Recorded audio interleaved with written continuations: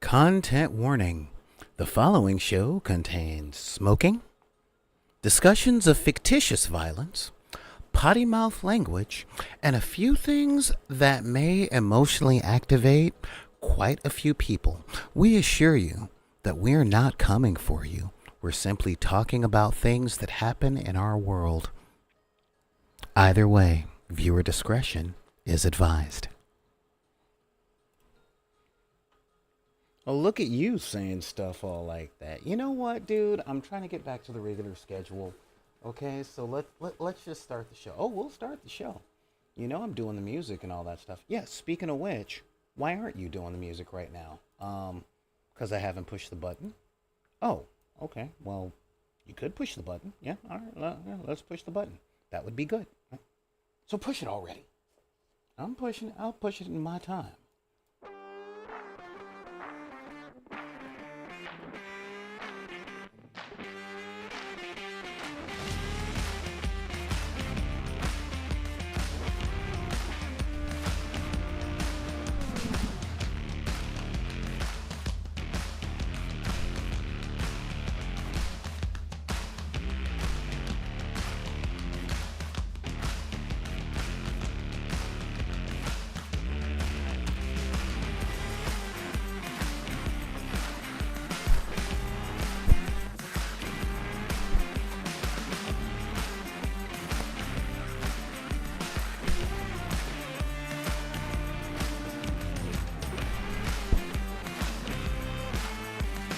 Hey everybody, what is going on? How you doing out there today? This is Solar Gray, the Cinematic Sorcerer, coming at you from the Wizard's Tower, and welcome to the dark side of the room. This is the show where we talk about so many things. We talk about gaming, we talk about live. Do you know anything about live, Lisa? And there we go. I was starting to be a little concerned because on my monitor back here, oh, look at that. Yeah, I can pin my channel on. Okay, look, it's pinned. All right, it's pinned. Now, let me just get back to the show. All right. Yeah, I was looking at the whole thing. But like I said, we are talking about so many things. Life, the universe, everything, really. But mostly, we talk about games. Not just video games, not just, playing games and things like that. We're talking about gaming culture, gaming theory, and being gamers all under one giant library and all that stuff. And if you've got any questions or comments on the fact that my microphones are just super gravitationally charged, they fall a lot. Well, you've got a couple of things that you can do. Like, you can say hello right here in the chat. What is going on, everyone? Major shouts out to the people doing stuff. Oh, hello, sad, strange little man. You know, we're almost twinsies because I'm a sad man. Oh, wait, but I'm not little. I'm actually the opposite of little. I'm over 200 pounds and I'm 6'4". So I'm a sad, strange, huge man. I am huge. My shadow alone weighs 53 pounds. And I can start fires with my mind. And, oh, we've got Tanya the War Mistress. What is going on? Oh my god, yay! A person that I'm a fan of is actually watching my channel. That is so awesome. Of course, what's going on, Xanathades, and all the rest of you guys in the chat that I am not putting on Front Street right now because, back in the deck, we're all about transparency, but our viewers might want their anonymity, and I'm with that. So, if you guys got any questions or comments or anything like that, you know, stick them right here. Oh, we've got the Arlecchino in here doing their little dance with their checker strike and diamond pattern pants. You can feel free to pull up your keyboard, open up your email, and type in backinthedeck@gmail.com. It's BACKINTHEDECK@gmail.com. You can also use that email address to reach out to me on the social medias, primarily my ex. I used to call her Twitter, but now I just refer to her as my ex Twitter. Also Instagram, and if you are on the Clock app, you can reach out at BidP, that is BIDPY, and I know that since I got two of my diehards in the chat right now, there's going to be an invitation to the Discord coming up any second in the chat right now. What? That's right, because we have a Discord, and you know what? Our Discord, you don't have to join the Patreon for, and all that stuff. All right, and what do I mean by that? Well, it's really simple. I am creating a patrons-only Discord, but no link deleted. No, I'm seeing the link. Right there. But you know what? I'm going to do for you, Zan? My good friend from the land of cheese and beer, I am going to post that same invitation, because I am the commander of this Twitch channel. And of course, if you guys get ready, I'm about to post the begging thing right now. Yeah, your Discord is forever behind a page. You know what? You don't need to be sorry, okay? You put in 60 hours a week, and if you were to add a free Discord, that means you'd have to put in another 20 hours talking with all the people like me that adore you. And honestly, I really don't think that silver companies make that many spoons. So I am all there. Anyhow, whatever. Besides, if you guys want to talk and all that stuff, come on down to the Back in the Deck Discord. Do what you're going to do and all that jazz. Again, I ain't about shame. And if I see gatekeepers around here, oh yeah, I'm real big on the banhammers. real big on the bad hammers because we are about making gaming and nerd culture accessible to everyone. If you guys want to know, because I get a lot of questions, why don't you talk about movies and stuff anymore? Because it's just too big a hot button concept, all right? And when I say hot button, I mean the loudest and most obnoxious voices out there are just like, no, my opinion is right because I'm afraid that the world passed me by. Like, dude, it kind of did, but catching up is not really that difficult, especially if you're like me and you're like, dude, wait, I don't have to keep up with the latest trends anymore. Oh my God, I can go to the movies and see what I want. I don't have to see every single thing that comes out. So, but if you guys are wondering, I saw the Marvels and I loved it because I understood what it was and I'm cool with the direction that they're going. We'll talk about that a little later because our subject matter for today, all right? Oh my Lord, I did not change. You know what? I changed it on all the social medias, but I didn't change the topic in today's address. So you know what? I am really, really thankful that you guys are here and watching the show and all that stuff. Because that means it doesn't matter what I call the name of the episode. You guys are interested, and I cannot tell you how huge that is to me. I mean, seriously. You guys like what I have to say. You guys don't think I'm a crazy person that needs to be avoided. You think I'm a crazy person that should totally be around, and that is awesome. So, let's talk. All right, let's talk. Today's episode, we are going to be talking about I'm your brand of crazy. Oh, so you like dollar store lunacy. That is fantastic. So real talk, all right? Today's episode is about what's up, Con? The limitations of brand loyalty, all right? What do I mean on this? Well, if you guys are not new to this channel, and a lot of y'all ain't, you know that I play dozens of games, just dozens of games. And one of the things that I love doing, especially because Back in the Deck is almost a 501c4 company, is introducing people to new games, especially games that don't have the massive amount of gatekeeping that the most popular games have. I'll get to that. And before you turn away, look, I might be throwing shade to some of the biggest companies, but I do it out of love, okay? And when I say love, I love models and games from Games Workshop. I love D&D. I do. I have loved D&D since the 80s. I love Magic the Gathering. I love all the big boys. What I don't love is the idea that the big boys are the only game in town, okay? And I will get to the definition of that as we go on with the show today. But when I say the only game in town, yeah, I don't like that. We have super huge communities for the popular stuff, and the other stuff, which is good, is almost like pulling teeth or going on an epic quest to find somebody to play with. Y'all know I was the fat, smelly kid growing up, and I was always looking for somebody to play with.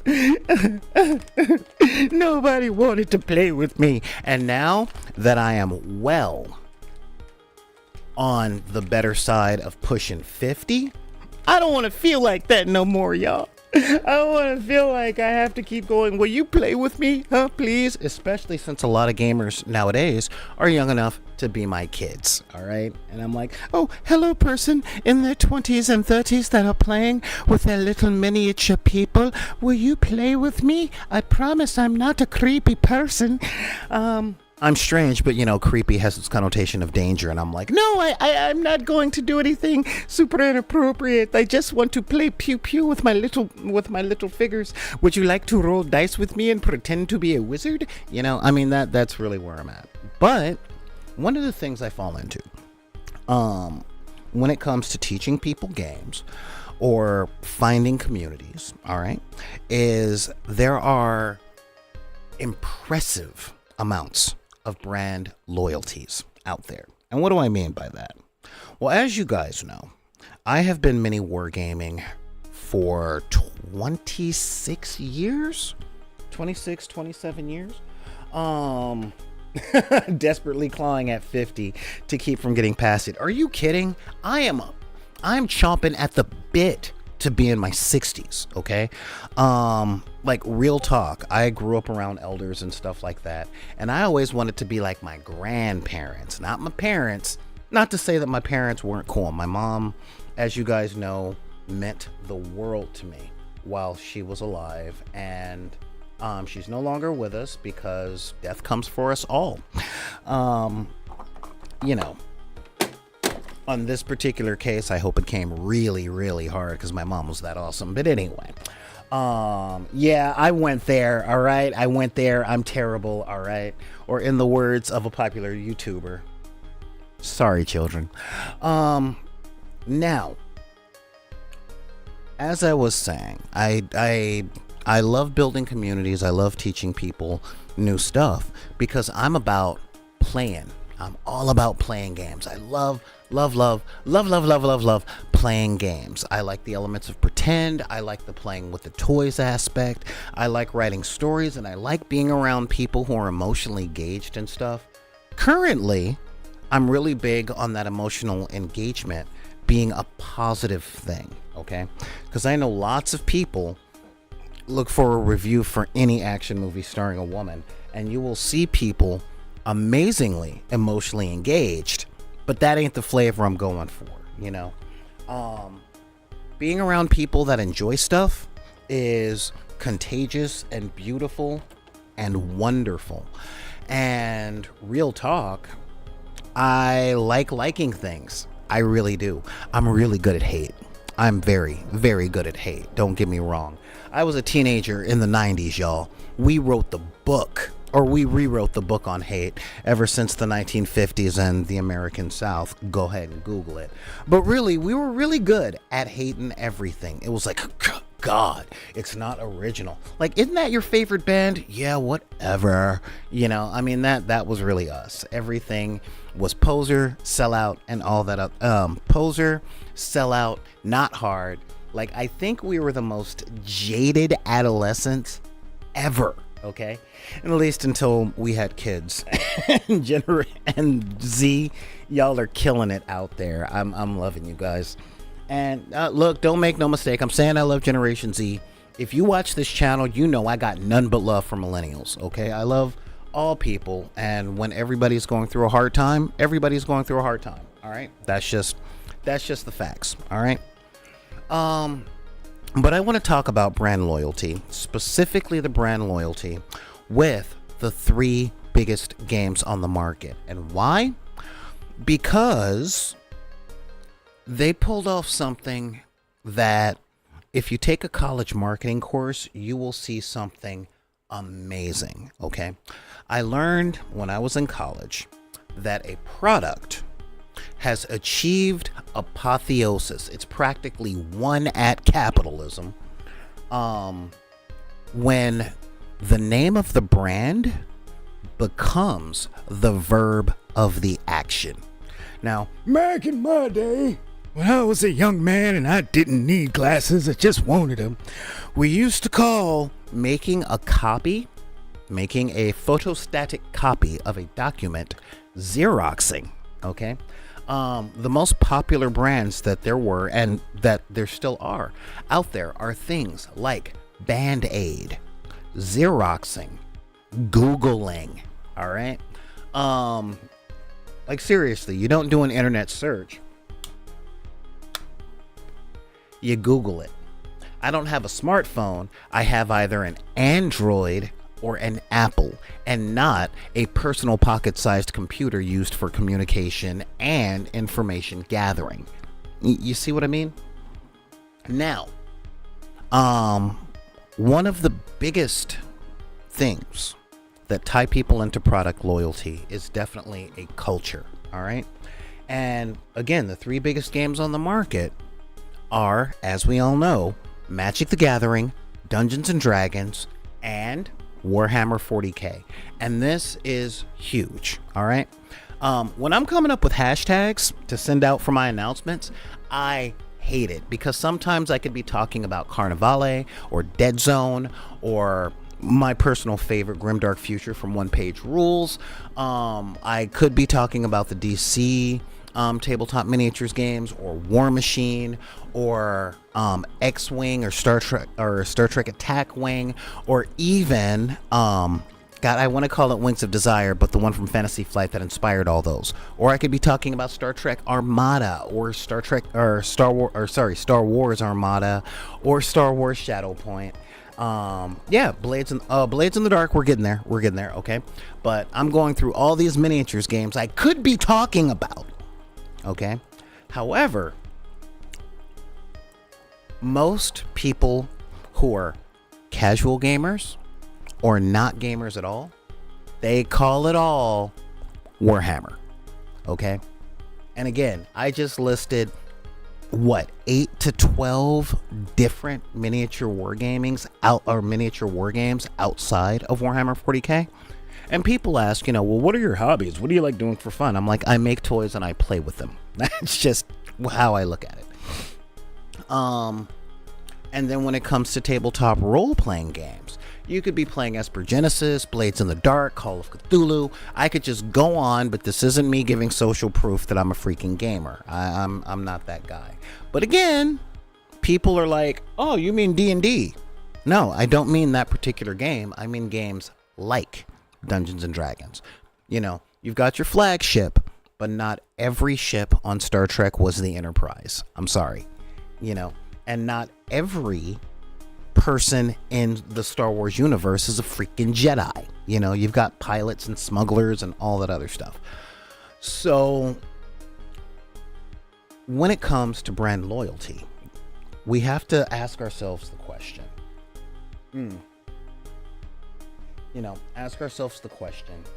What is brand loyalty? How did it start? Well, it started way back at the beginning of advertising, when it came down to various companies that have services and things. When they have services, if those services overlap, it doesn't come down to whose plow do I buy? It doesn't come down to, do I need a plow? I think I need a plow. And the question is, do you get the brand from Sears and Roebuck, or do you get the brand from JJ Newberry, or do you get the brand from Haas down the street that builds anything for, let's face it, 2 shots of whiskey and a promise not to tell his wife where he was last night? That kind of thing. And a lot of people, especially post the 1950s, okay? And yes, I'm bringing the 50s into this because there is a show on television called Mad Men, and it's about the Madison Avenue culture. And this is where brand loyalty really got a foothold in everything, all right? Huge foothold. Now, don't get it twisted. There was brand loyalty all over the place, all throughout history. If you are, like me, a mall samurai who likes things like swords and do the history on swords, you know that every blacksmith had their mark. So this is a Kuragara sword. Oh, this is a Mickens of Shadowfell long sword, because they put their signature on it. It's just a thing. And we all love brands and creators and stuff like that. Let's be real, okay? The Mona Lisa is a portrait of a lady. Is it? No, it's a Michelangelo. Or was it Leonardo? It was a Da Vinci. Sorry, it was a Da Vinci. I've got a Da Vinci, I've got a Picasso. I've got a Mercedes. I've got a Honda. All right. So brand loyalty is weaved in and out all over every single culture that's based on commerce. I don't care if we're talking the United States of America in the year 2023 or Carthage. All right. Also known as modern day Tunisia. But Um, Whenever you have multiple brands out there competing for a marketplace and all that other stuff, you can YouTube marketing. All right, you can look at marketing. However, when it comes to hobby spaces such as miniature wargaming, tabletop RPG, collectible card games, things like that, what I have found in my years is that much like the YouTube algorithm, a lot of companies have their flagship product, all right, their flagship game. For Wizards of the Coast, its flagship tabletop role-playing game is Dungeons and Dragons. It is D&D, all right? And their flagship card game, of course, is Magic the Gathering. Now, they may have 100 other games underneath their banner, and you would never know about it because they push up in the front, hey, how you doing? Hey, can you see me? Hey, what's up? Look at me, look at me, look at me. Magic the Gathering and Dungeons and Dragons. Games Workshop is exactly the same, all right?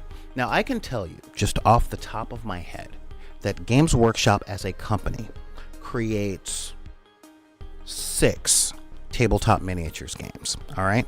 We're talking Warhammer 40k, The Age of Sigmar, Necromunda, Kill Team, Blood Bowl, and one other. I just can't remember it. But those are 5 different games. All right. I actually kind of miss Battlefleet Gothic myself. All right. But when you think Games Workshop, you think a big old football player dressed in blue holding a gun. Let's be real. All right, you're thinking Space Marines.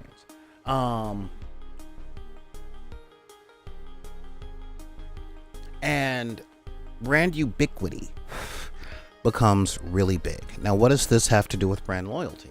Well, if you are not a player of those popular games as your primary source of gaming amusement, I'm sure you have many tales of trying to convince your friends to play something that you like instead of always playing the game that they play. All right. My personal experience with this, I played D&D. All right. Now, I wasn't a really big fan of D&D 2nd edition, primarily because I tended to only be able to play with people that had been playing it longer than me and were terrible teachers. So I didn't exactly know what I was doing. And of course, when I wanted to know, people would say, well, just read the books. And they would point me to a shelf, okay, a book shelf full of text. Thank you, Warcry, Horse Heresy, Quest, Aeronautica Imperialis. And yeah, I mean, like I said, they produce a lot of games. All right. Thank you, Zan. Yeah, seriously, Con, shout out to Blood Bowl. But, all right. When the company White Wolf launched with their flagship game, Vampire the Masquerade. Oh yeah, I'm gonna get to the Lord of the Rings thing, I promise.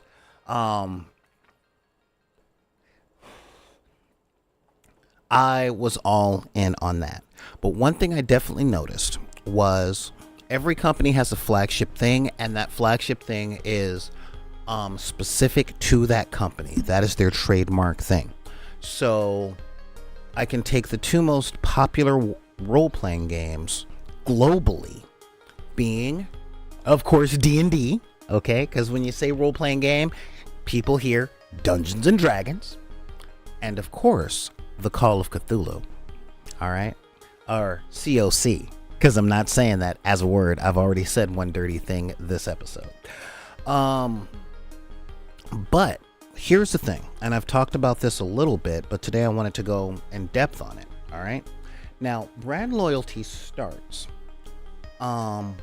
in cultivating a community and making sure that that community can become ubiquitous, all right?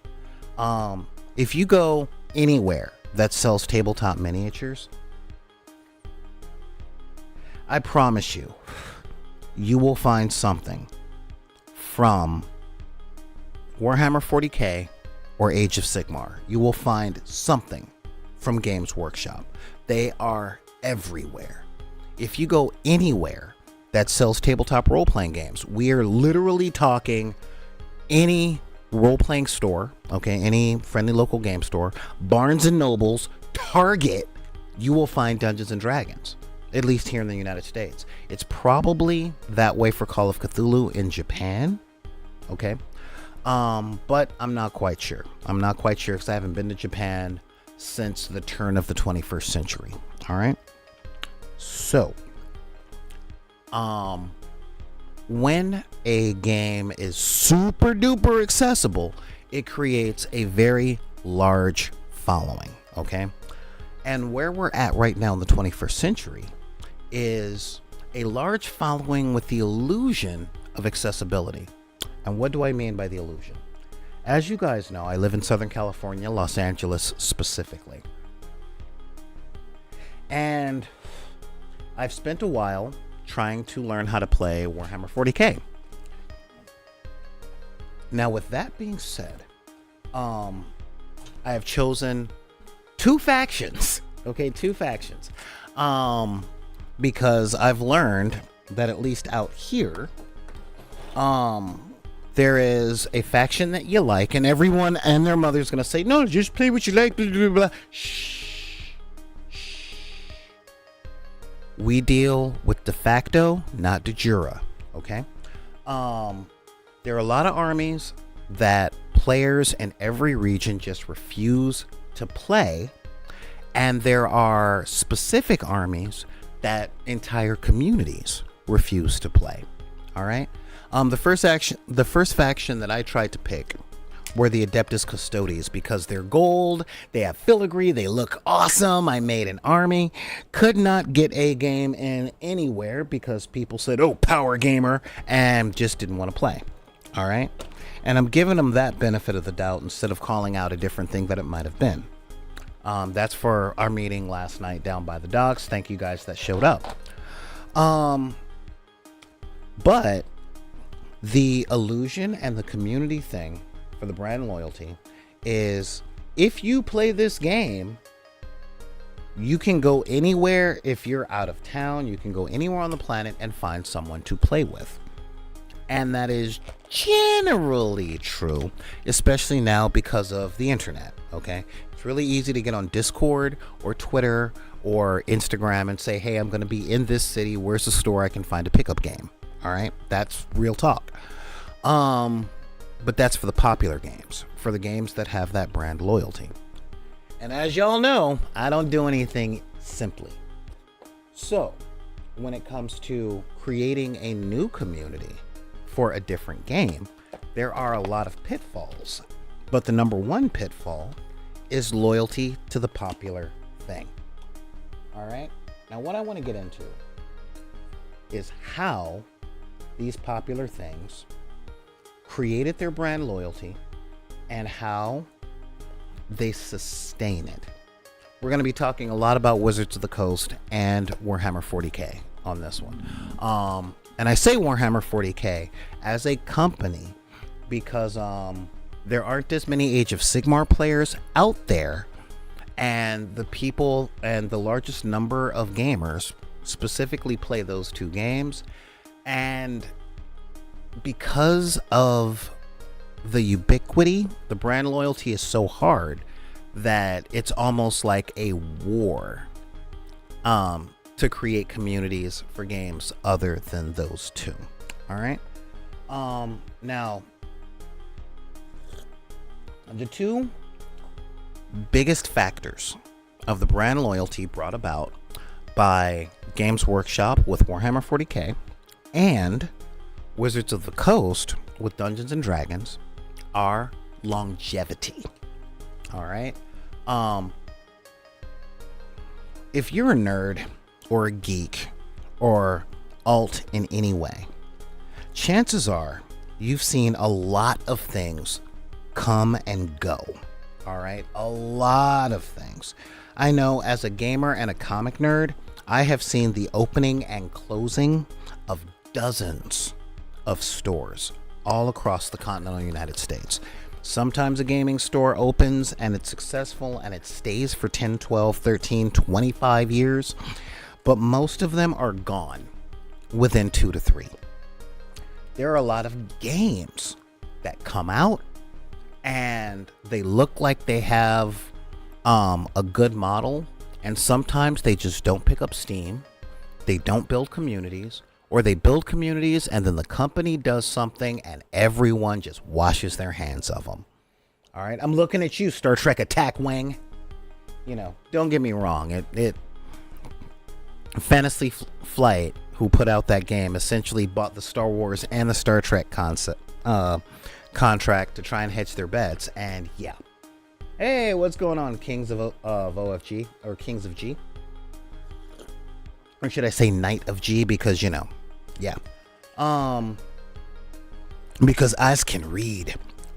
So a lot of the times with a lot of the brand loyalty, there are very strong communities that hold up to it regardless. Yes, you did hear Fantasy Flight. There are a lot of games that have lots of fan following and brand loyalty regardless of how the companies behave. You know who you are. And this comes down to a couple of different factors.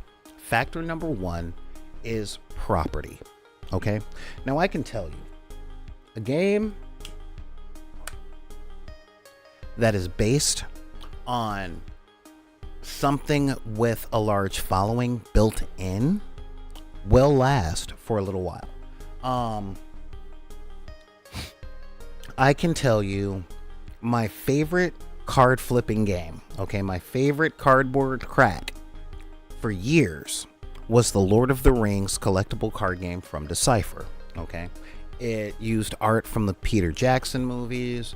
I love the game mechanics because it was based on the old Star Wars games, but it did with Lord of the Rings what I wanted it to do with Star Wars. It was very cool and it was very engaging all the time. Okay, it was a great system. Unfortunately, it died out when the Lord of the Rings movies had died out. Once the trilogy finished, they didn't really have a whole lot left. But still love the system, still play the game. I play the game with the card collection that I have. It's awesome. All right. And it had that following based on the popularity of the property.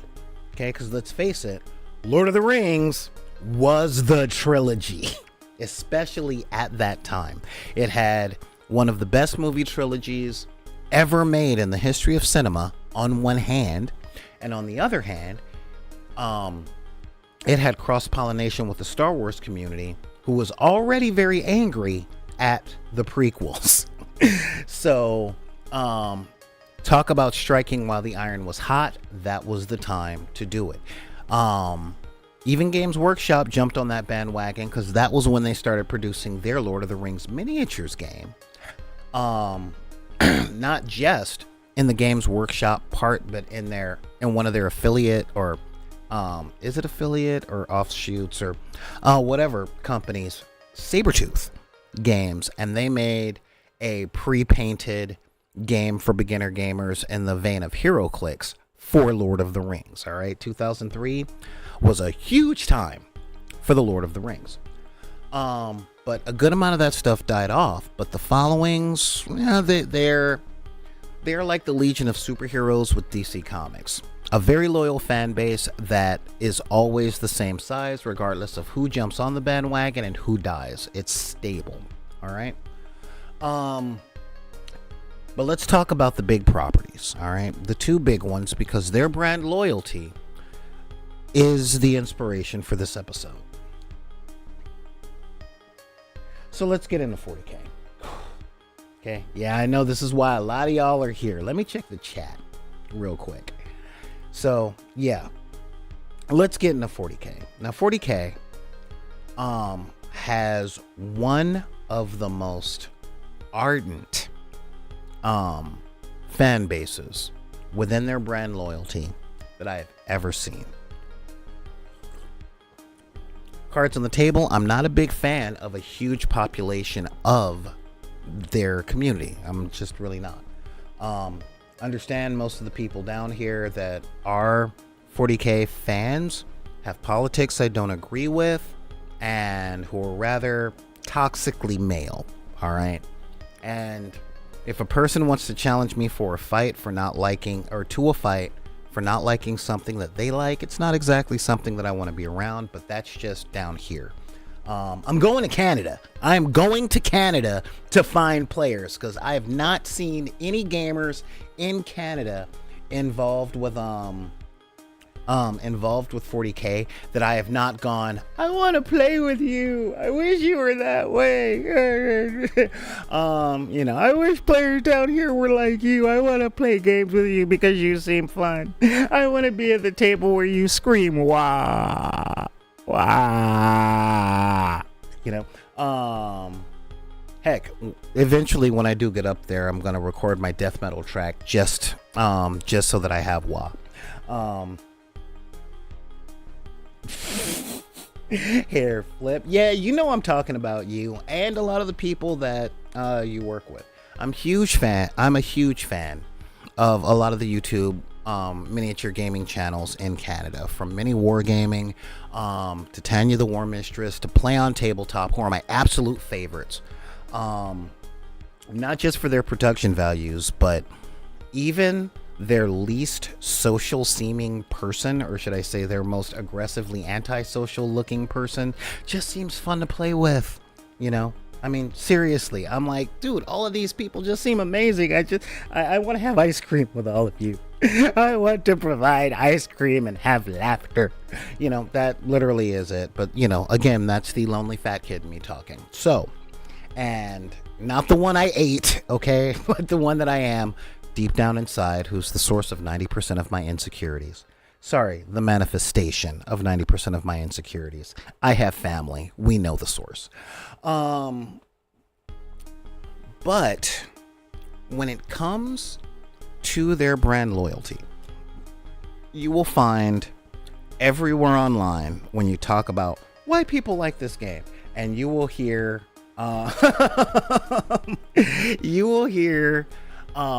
one word that comes up so hard. All right, you can say it with me on the count of 3. 1, 2, 3. Lore. Okay, that's the public perception. Okay, and don't get me wrong, 40K has got some awesome fiction. I have never seen the shotgun method used so effectively. For those of you that don't know, the shotgun method is throw as many freaking shots out there because you're gonna hit something. And since 40K has longevity, i.e. the game is almost 40 years old, and it's been producing so much lore, from Dan Abnett at the beginning to all the people that have been putting out stuff. I mean, they put out like 5 or 6 novels a year. I mean, that's a lot. Okay, and it's all expanding the universe, and they put lore in all the codexes and make you buy all the codexes if you want to know what your minis can actually do. We'll get to that later. Yeah, they've got all the lore. However, when you look with your eyes, you will see that the brand loyalty comes down to 2 major things, and it's not the lore. It is the community surrounding the Warhammer 40K game. Okay, whether it's the people that are into the lore or the video games, and the people who actually like playing the game with their friends, or, and this is really huge down here in Southern California, the sunken cost fallacy. Okay, meaning I've been putting up with Games Workshop shenanigans for blah blah blah blah blah. I'm not gonna quit now. I've already put $4,000 into my collection. And for you 40K players out there, you know $4,000 is not an exaggerated number. Okay, and I'm just talking minis. I'm not talking books, video games, what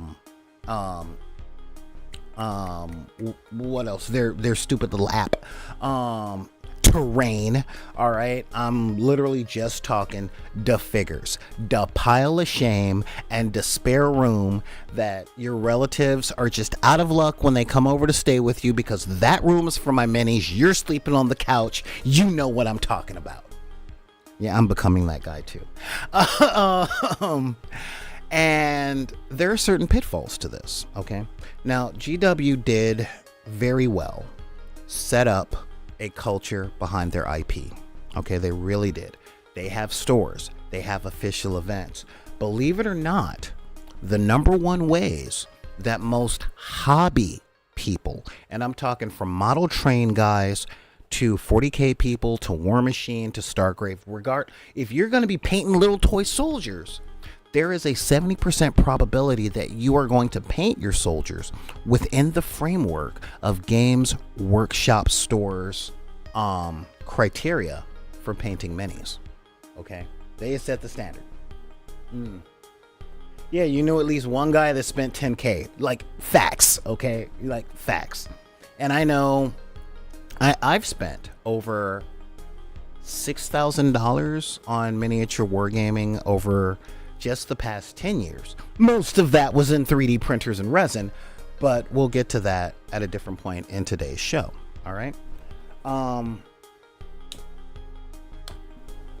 And what I see most with 40K specifically are people that learned 40K in the past, possibly before they got married and had kids, possibly when they were young and they had more time before they got their jobs as people who are selling their time to folks that don't value them and eat away at their souls every single day while trying to convince them not to take their time off.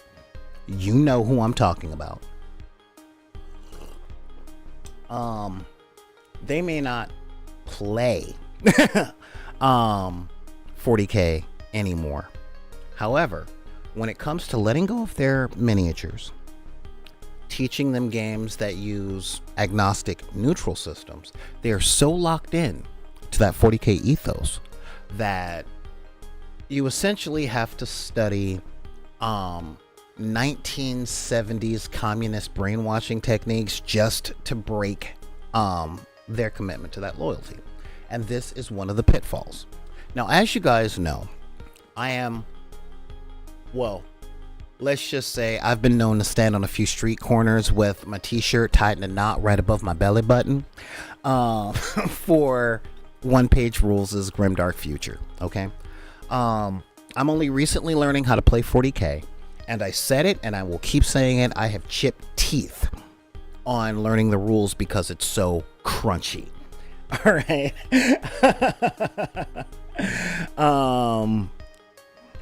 Like, seriously, it is so crunchy, and there is a lot that goes into learning it, a lot that goes into playing. Even with their 10th edition, which is simplified but not simple, it is really, really, really, really, really, really complex, okay, for a miniatures wargaming. And that's primarily because its rules were written in the 1980s, and it really leaned into that thing. And a lot of companies that are younger than them have iterated upon their formulas, made improvements to differentiate themselves, and have streamlined a lot of the gaming process, like One Page Rules. But I'm also talking about tabletop combat, not Corvus Bell, because Infinity is also very, very, very crunchy. But I forgot what company releases Malifaux. But heck, even WizKids, all right? We're talking about that stuff.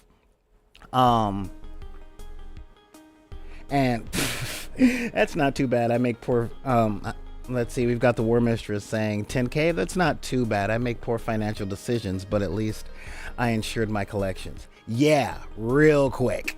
All right, real quick. I'm not going to lie. I've spent money on Games Workshop products. I think I've spent $35 because I bought I think I bought a dry brush and the index cards for the Thousand Suns. Okay, that's about it. But I'm also the guy that keeps a tally on how much he loses at the casino. All right. Right now, I'm only down about $1,500 over the past 15 years, so that's fine.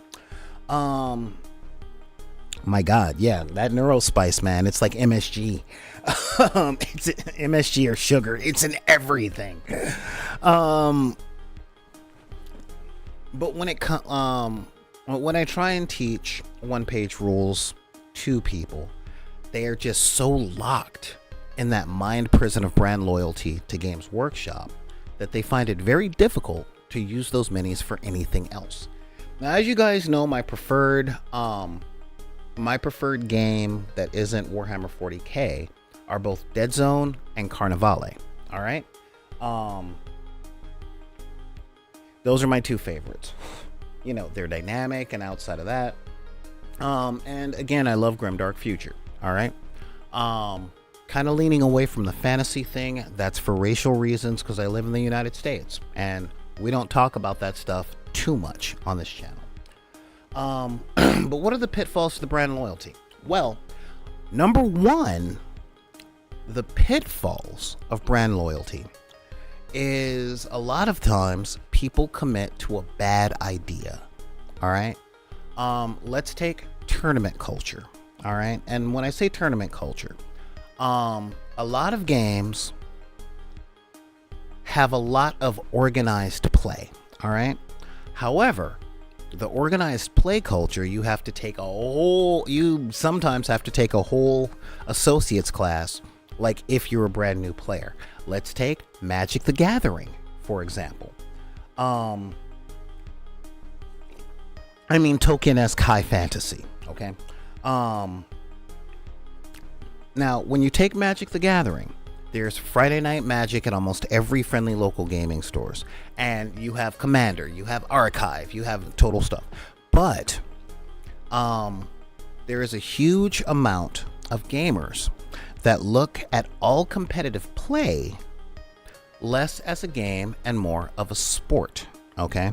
And what do I mean on this? What do I mean? I've had a lot of people come to me over the years, and what I mean with that.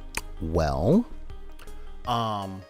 sports push hierarchical values, primarily a value judgment on the outcome versus the communal experience of participating within an activity. Okay. To use layman's terms, in sports, people say it's not whether you win or lose, but how you play the game. Right. Okay. They might say that, but take your favorite sport. Okay. Take whatever favorite sport. And the top players are ranked by how many times they lead their teams to victory. The favored teams of people are either come from the towns they live in, or they've won the most championship situations, be it the World Series, the Super Bowl, the World Cup, the Stanley Cup, whatever. The World Cup, not as much, because that comes down to national pride most of the time. All right, unless you're in the UK, in which case that comes down to regional pride. I see you Chelsea people, I see you Manchester people, y'all know what I mean. So it comes down to this tribe thing with that. But in most other sports, quality is based wholly on victory, not improvement, not the amount of fun had between the opening of the game and the closing of the game. Not about the emotional experience of playing, but about victory and loss. All right. And I'm not saying wanting to win is bad, but y'all know we don't use soft language here. Okay. We don't do that. We don't say, well, what wanting to win is thing. Yeah. But when wanting to win is the only criteria for enjoyment, that's what happens. And that's where we get our whack players, our spikes, our people that love, like, their fun comes from winning and breaking the system to say, I'm smarter than the people that do this. But that's a different show. All right. But with certain brands, specifically Warhammer 40K, Magic the Gathering, used to be Yu-Gi-Oh as well. The only, or should I say the most popular mediums to play these games were in competitive organized play environments. Okay? And when that becomes your only way to do a thing, that becomes the culture. All right? And I'm Mr. Pickup Game. Like, I'm not trying to win a world tournament. I'm not trying to win a trophy for anything I do. Okay? And I mean that. Like, if I wanted to win a Webby, our content here would be a whole lot different. All right? I just like doing stuff. But sometimes it's impossible to do stuff outside of that competitive or sports environment. And that can pepper how we interact with the experience in and of itself. But Games Workshop as a whole cultivated a very competitive environment that became ubiquitous. And so people's brand loyalty to that is based on, I can finally I'll finally be able to catch up. It'll finally be my time. You know, it's very much a food tomorrow thing. And this comes from playing the game, the scarcity of buying the stuff, keeping up with the new editions. Wow, I'm getting a lot of messages. I might be my email, I don't know. But I have no idea where my phone is at the moment. Yeah, brand loyalty, competitive stuff, winning a thing, whether it's finally being able to keep up with the people that play at my venue, or new additions and new updates. All right. Now, this is a great way to push brand loyalty, but what are some of the pitfalls? Well, a lot of the people that are stuck within these brand loyalties are loyal to the brand because they're trapped within the ecosystem, whether they like it or not. Okay. Let's jump outside of gaming for a minute and see where else this applies. Apple. All right. I'm talking about Apple as well. Anything with proprietary ecosystems, lock you into that ecosystem and doesn't let you escape. This is where the sunken cost fallacy comes in. The sunken cost is essentially, I've already spent this money, time, and energy on all this. If I leave, it will have been wasted. Couple that with, if these things were your way in to the technology, the hobby, the thing, there's an underlying current of, I don't want to do all this again with a new game. Okay? That is a huge pitfall and limitation of brand loyalty. When you've committed yourself to Dungeons and Dragons and their D20 system, it can seem daunting and very unappetizing to try a different gaming system, even if the gaming system that someone's trying to get you to try is set up to do the thing that you always wanted to do in D&D, and it was too hard to set up.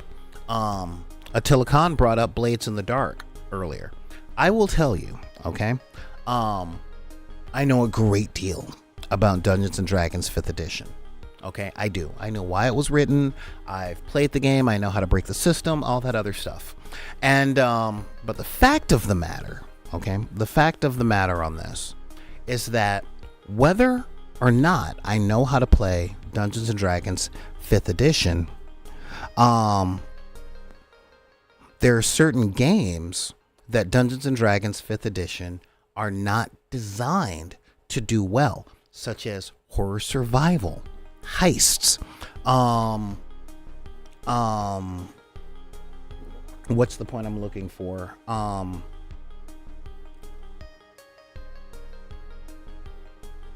Recreation or simulation of survivalist stuff, i.e. really, really killy stuff. Okay. There are games like Morkborg that's close to 5th edition, but there are other games like Call of Cthulhu, Blades in the Dark is amazing. It is specifically made for heists. If you want to roleplay Ocean's 11, Blades in the Dark is your thing. It has flashback mechanics. It has stuff that's there for what you did off screen, which easily translates to in between game actions. This is huge, okay? And those things aren't available in D&D 5th edition without a lot of jimmy rigging from the GM, okay? But getting your 5th edition players to try Blades in the Dark, no! I don't want to learn these new systems. I've already put all this energy into that. And if somebody that you know started with Warhammer 40k, say back at 2nd, 3rd, 4th edition, with all the bitterness that has come with all of the additions that have come along, because gamers don't like things that are different. If you try and get them to play a different tabletop miniatures game, they will fight you. They will fight you most steps of the way, even if they aren't even playing that game any longer. Now, as you longtime viewers of this channel know, we are all over the place, baby. We are all over the place. We don't teach how to paint in one manner. We don't focus on one game. We don't focus on one type of game. We're like, this is the world that's out there. It is big and glorious, and you can take a bite and swish it around in your mouth for a little bit. And if you don't like that, well, try this. Well, you don't like that? Try this. Was this company created by a jazz musician? Yes. Yes, it was. All right. Yes, it was. And I get it. I totally get it. There are 100 different ways out there to get overwhelmed and stuck. And most people out there are looking really hard. All right. For something,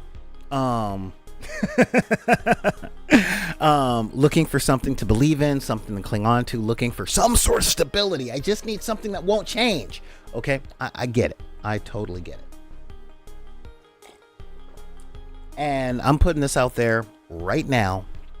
As gamers, y'all don't gotta be like me. Y'all don't gotta be a buffet gamer. A lot of people, like, real talk, I have one particular thing that I order from every fast food place that I go. Most of the time because I just don't want to read the menu and think, all right? I actually got in trouble at work, or my boss looked at me like I was made from cheese at work one day, because they said, we're going to Taco Bell. And I'm like, I'll take a 7-layer burrito with steak. And it was like, well, you just already knew. I'm like, yeah, because that's what I get every time I go to Taco Bell. You know, it's got all the things that I like in the thing, and that's what I'm going to do. So I get it. I totally get it. But where the pitfalls of brand loyalty comes in is something that I see a lot, because for some reason out here in Los Angeles, toxically masculine people, and yeah, I'm calling out those guys specifically up front, seem to enjoy being closed-minded, obstinate, and angry. And when I say they seem to enjoy it, I mean just that. It's like that is what they've hung their hat on, whether or not they're joyful in their lives, okay? So they're loyal to a brand. I like the Night Lords. Bah! Okay, but you don't play the game anymore. Doesn't matter. I like the Night Lords, and there's nothing else in the entire 40k universe that I like. You know, y'all know the people I'm talking about. And I'm not calling out Night Lords players. I just pulled a random faction out of my head. All right? Which happens to be up somewhere. But yeah, when it comes down to it, yeah, you know, when it comes right down to it, there are a lot of folks, you know, that are, wait, did I miss something? Oh no, you guys are just talking amongst yourselves, which is cool, you know, that's fine. You don't have to include me in the conversation that's happening on my channel. No, I'm kidding. Yeah. There are a lot of people that are just committed to that brand, and some people will stay committed to that brand regardless of how unhappy it makes them. All right. Oh, okay. You're a Night Lord. I had no idea.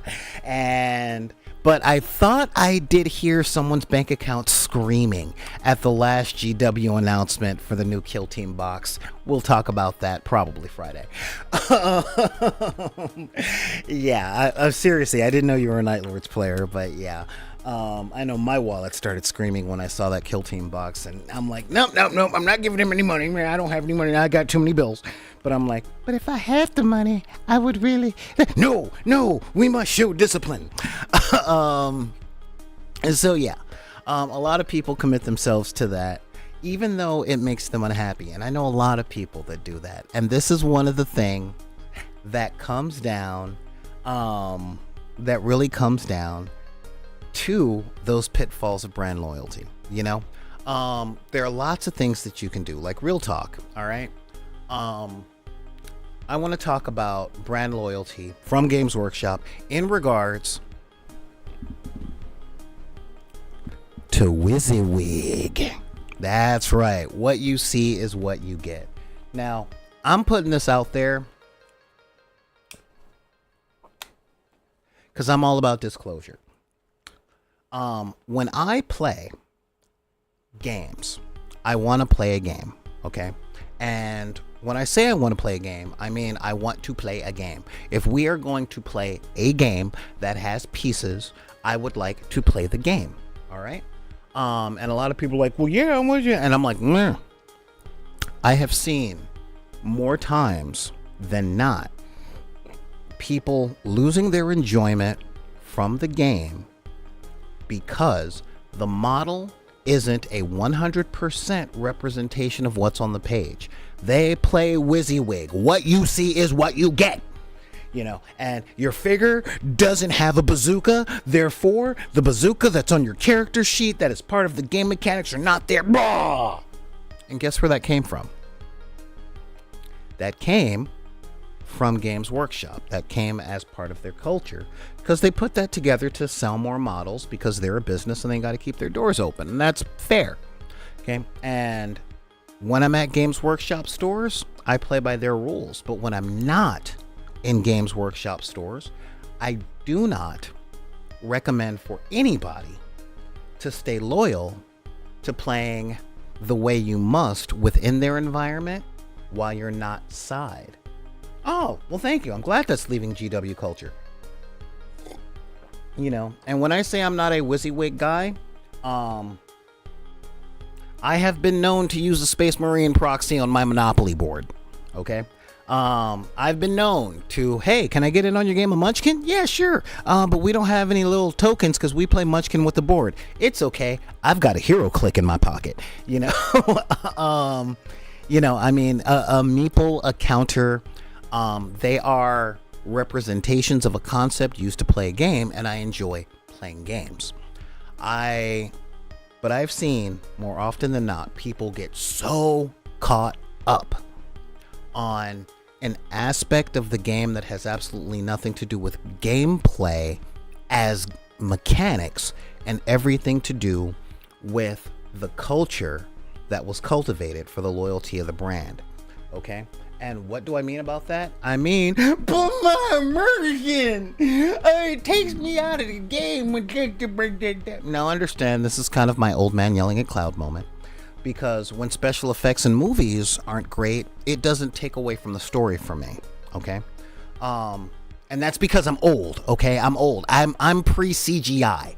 So, and since I was priced out of the video game market, I don't know what good graphics look like in relation. Hang on just a minute, guys. Matter of fact, let's take a break because I've been talking at you guys for just an hour. Let's have an intermission so that you and I can go to the bathroom.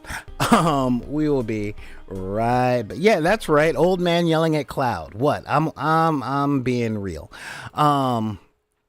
But yeah, I mean that's really just a thing. But we'll be back in about 3 minutes, okay? Right back, guys. Talk amongst yourselves if you're a little verklempt.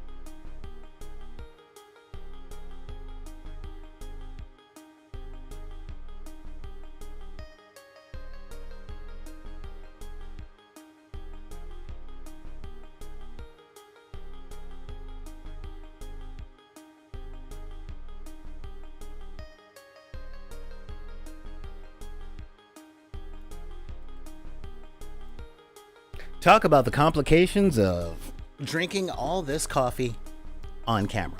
So, thank you guys for the ones that are still here. Wow, you guys didn't go anywhere. Let's see here.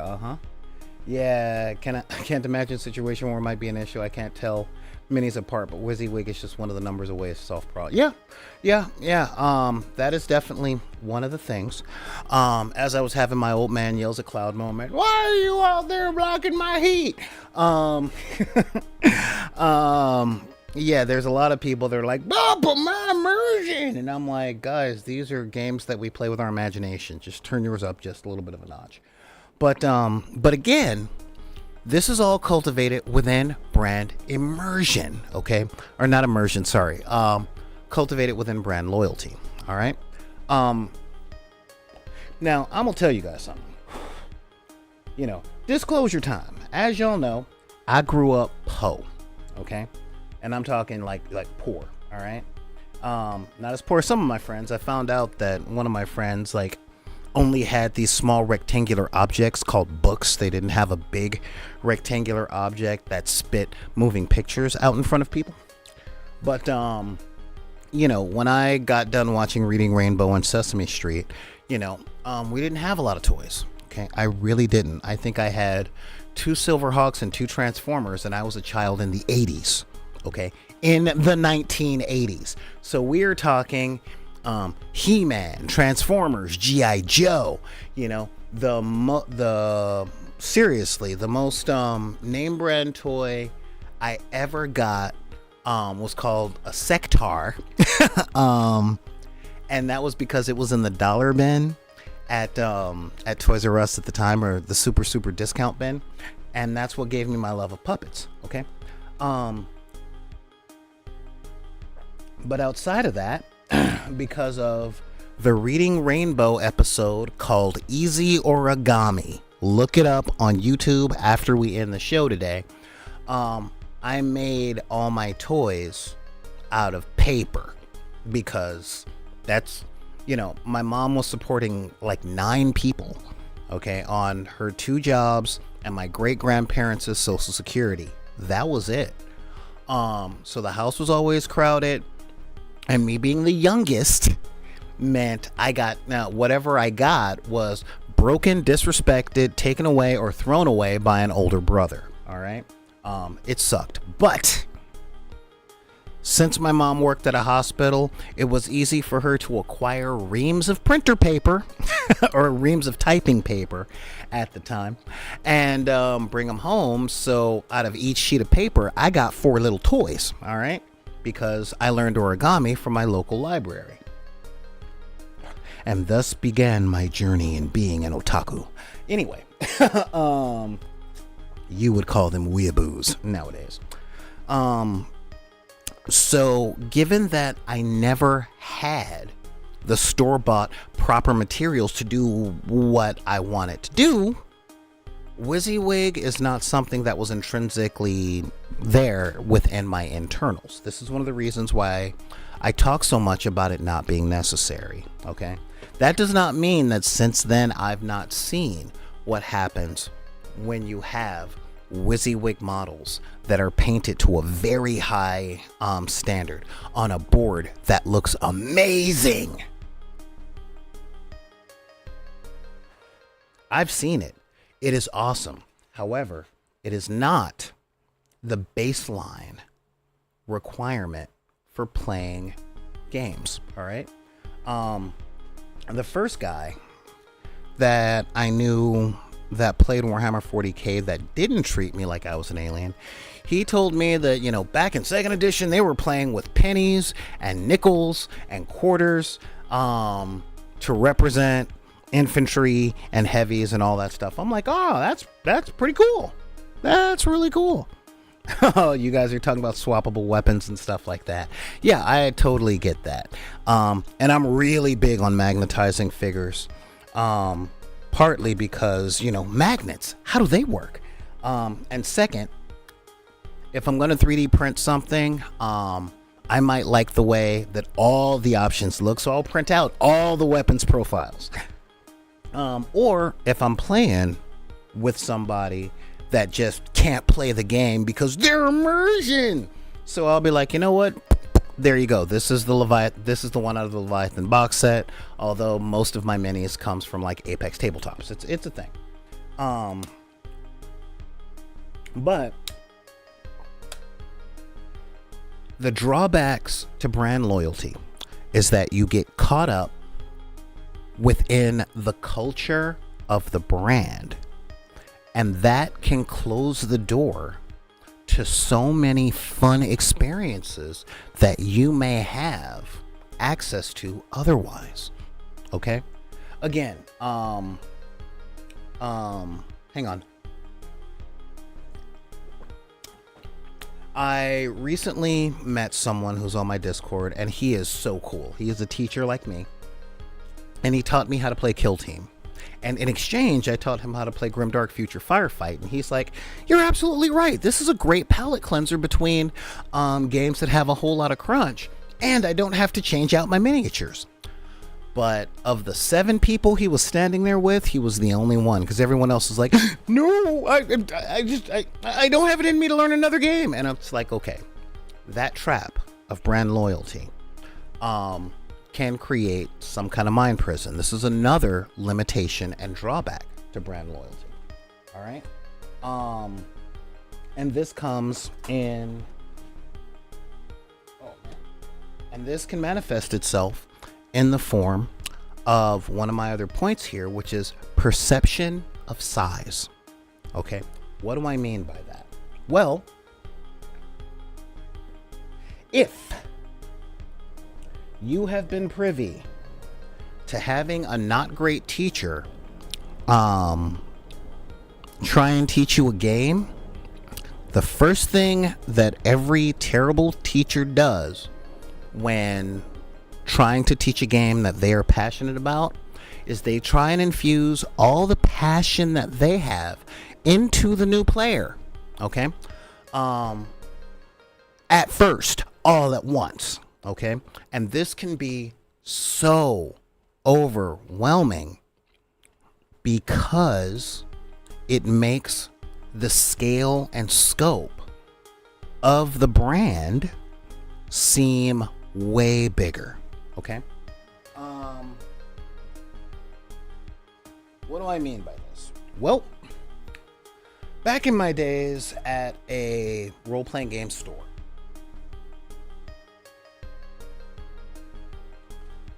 when someone wanted to learn a gaming system outside of Dungeons and Dragons, I wouldn't tell them every culture or character class or everything that came with it. Like, let's use Vampire the Masquerade as a base point, okay? When a person's interested in that, in order to make the game not seem super, super overwhelming, I would tell them it is a role-playing game that is based in modern-day America, where you play a vampire who wants to do vampire things around cities that you can find maps for. That's it. Do I get into the disciplines, the nature, the demeanor, the aspects, the generation system, the humanity system? No. I just tell them what the game's about. And if they're interested, then I can move on to the next part of what I show them. Now, Saturday, I gave a class on how to play Grimdark Future for one-page rules. And I'm like, what you guys need to know are what these stats mean and how to read them. And everything else I save for when it comes up in game, like disengaging from combat and morale tests and things like that. It's like, I was taught by one of my mentors that the best way to make sure that your student knows nothing is to teach them everything up front. Because the only thing that will stick is, this is hard. And a lot of people, when switching away from the brand that they're loyal to, only have the brand that they are loyal to as a point of reference for anything new. Okay? And this is one of the drawbacks to product loyalty. All right?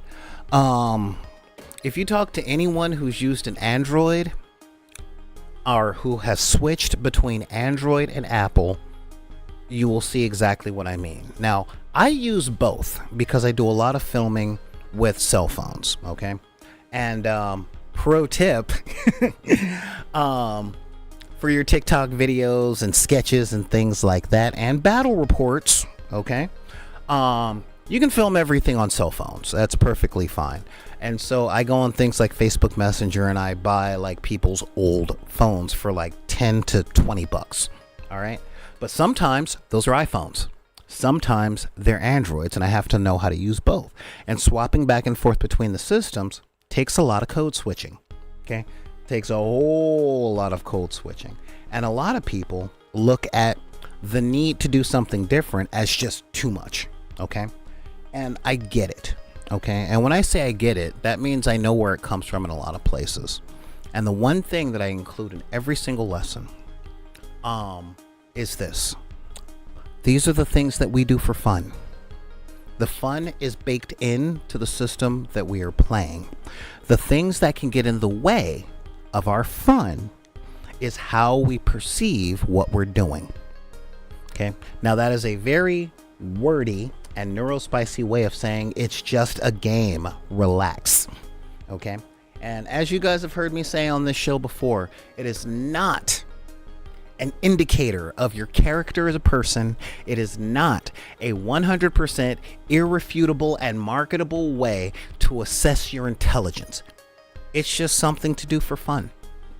And a lot of the times, because of work culture, our scars from childhood, our game traumas that we've gotten into with different crowds we've run into, from elitists to spikes to gatekeepers of all sorts of kind, we go in with a lot of trauma, okay? And that can take away from a lot of our fun. So sometimes we have to be reminded, dude, this is a game. This is a game. And regardless of what kind of game we're playing, we have to remind ourselves of that. I'm not a wizard that dresses in purple robes throwing fireballs. I'm a wizard that dresses in blue robes and breathes fire. Which means I'm playing pretend. That's it. That's all. Yes, there are some constraints because, it's not like, well, it's not that game that we played when we were kids saying, well, I got a knife. Well, I got a gun. Well, I got a bigger gun. Well, I got a bazooka. It's a little less than free play. But not much less than free play. We just have some circumstances that give us rules to keep the thing tight and flowing so that we're not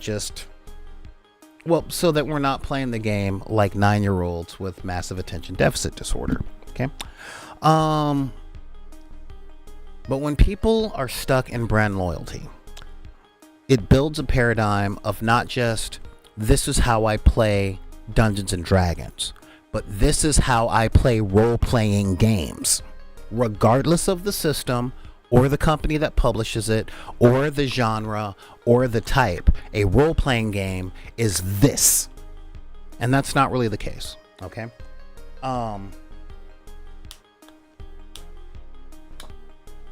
Now for my favorite part of the show. What do we do about it, okay? i.e., how do we navigate a solution for this? It's actually pretty simple to find solutions to these things, okay? The very first solution that we find for this is simply take each experience as itself in as unique a manner as people are. All right? Now, now what do I mean by that? Well, it's simple. I've said recently that people that I try to teach one-page rules to have already decided that they want one-page rules to be Warhammer 40k, and they don't play one-page rules. They just get stuck on how it's not what they know from Warhammer 40k, meaning they're not playing the game that's in front of them. Okay. They're playing something in their mind. Okay. A lot of the times when we end up playing a game that we know, we try and account the game that we're playing today to the game that we played last week or the week before. We covered this in our episode about the dice curse. I can't roll over at 3. You may not have in the past, but that could change at any time because probability is probability. It's just the way it goes. And my personal assessment on this, and what do I know? Because it's not like I have a degree in psychology, and I don't.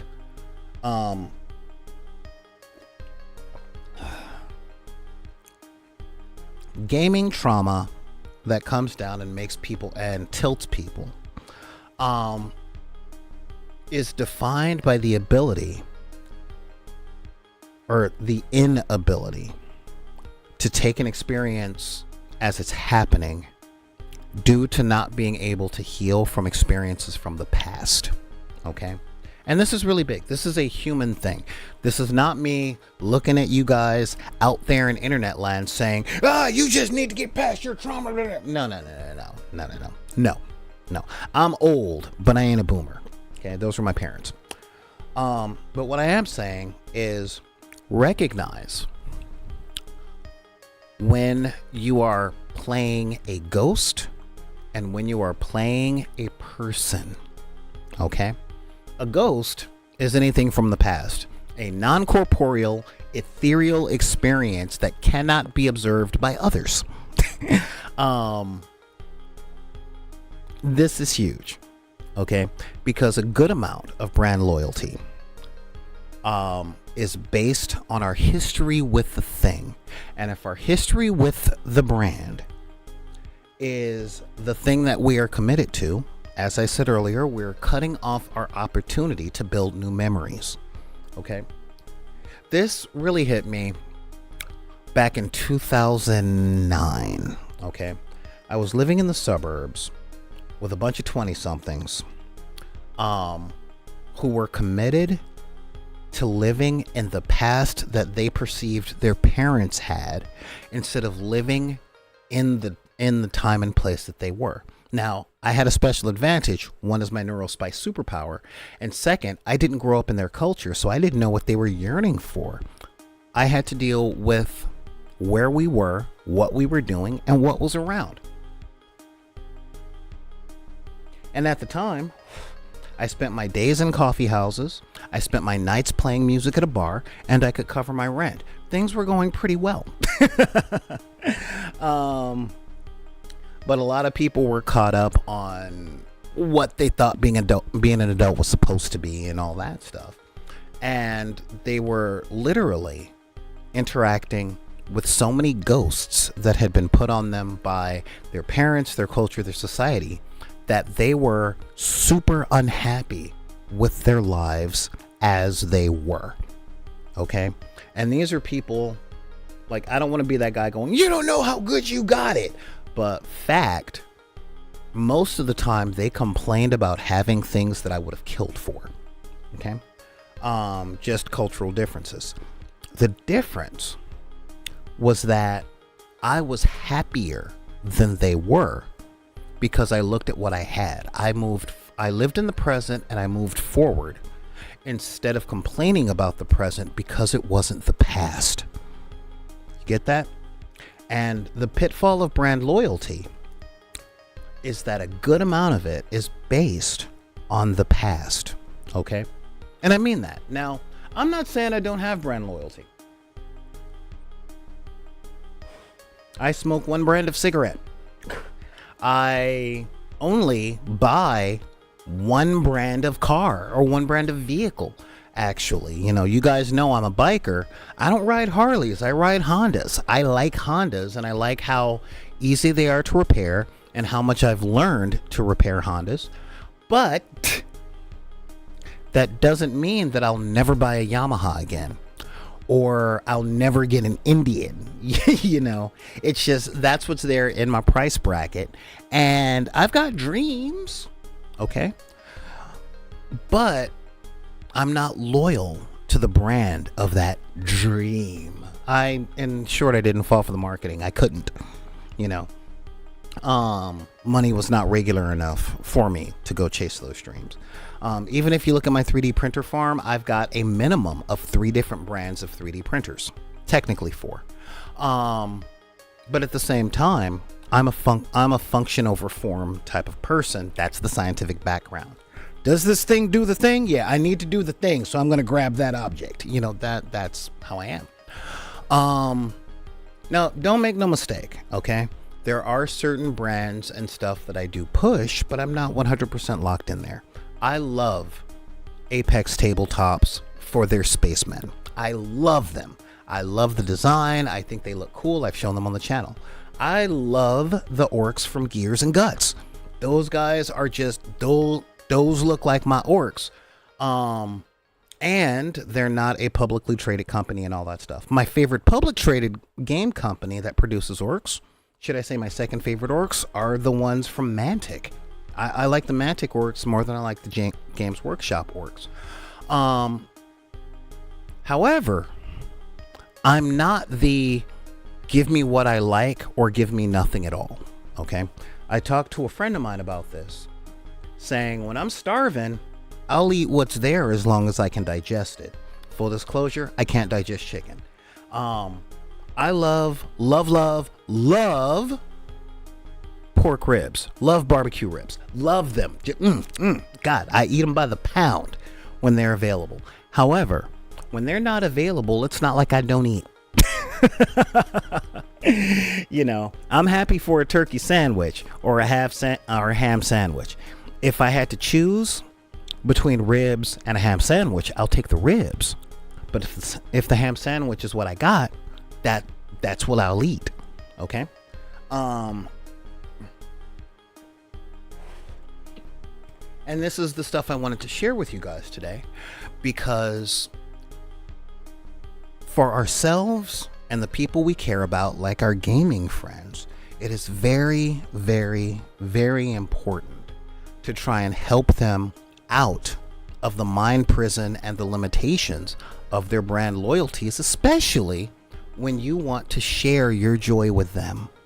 If you go, you know what, this game is really fun, and they're like, I only like 40K. Okay, but you might like something different. Come on, let's give this a shot. Give me 5 games. 5 games of actual engagement with the game that we're playing. Okay? And if you don't like it after 5 games, that's cool. That's fine. That's dandy. I have what I like to call my counsel or my brain trust when it comes to what games are fun and what games aren't, because I'm a bad judge. As long as I'm playing, I'm happy. Except for Super Fight. Screw Super Fight. I almost dropped an F-bomb. It literally took me that pause to take it back. I'll sit them down and I go, you know what? This is a game I really like. You tell me what's good about it, what's bad about it. When I said that to one of my friends who plays one-page rules with me and plays Stargrave with me, I showed him Dead Zone. He doesn't like the grid system. He's like, pick a lane. And I'm like, cool. Now what's good about it? And he's like, I mean, it's average. I'm like, okay, cool. Because I don't give him the lore. I'm just like, hey, let's play this game. You tell me what you think. I have another friend who really likes it because it's on a small board and it's on a grid, so you don't need the measuring systems. When I showed my council Carnivale, they're like, this is refreshing. I love this movement system. I love the setting. I love how the scenery and the terrain play a major role in gameplay. This is cool. That's the stuff I like to engage with people on. And if they're just 40K or Star Wars, then they've closed themselves off to the myriad of other really cool stuff that's out there, Now, I'm still trying to learn a few other things, but again, you know me, I'm always trying to learn. I'm like, hey, I'm curious. What's that? I'm going to poke at it. I would say I'm going to lick it, but we're post-COVID and nothing. Nothing. We don't do that kind of thing. So when you have friends, especially friends that seem frustrated and really, really twisted up and tilted over the brand that they're loyal to, hopefully this episode today has given you a couple of tools to maybe help them out of that pain and bring them back into the fun place where at one point they want it to be, and the point that they want to be again, you know. Now again, I know a lot of obstinate people who have narrowed their window for fun to, I will only have fun under these circumstances. And for those guys, you can't really do anything about that quickly. You really can't.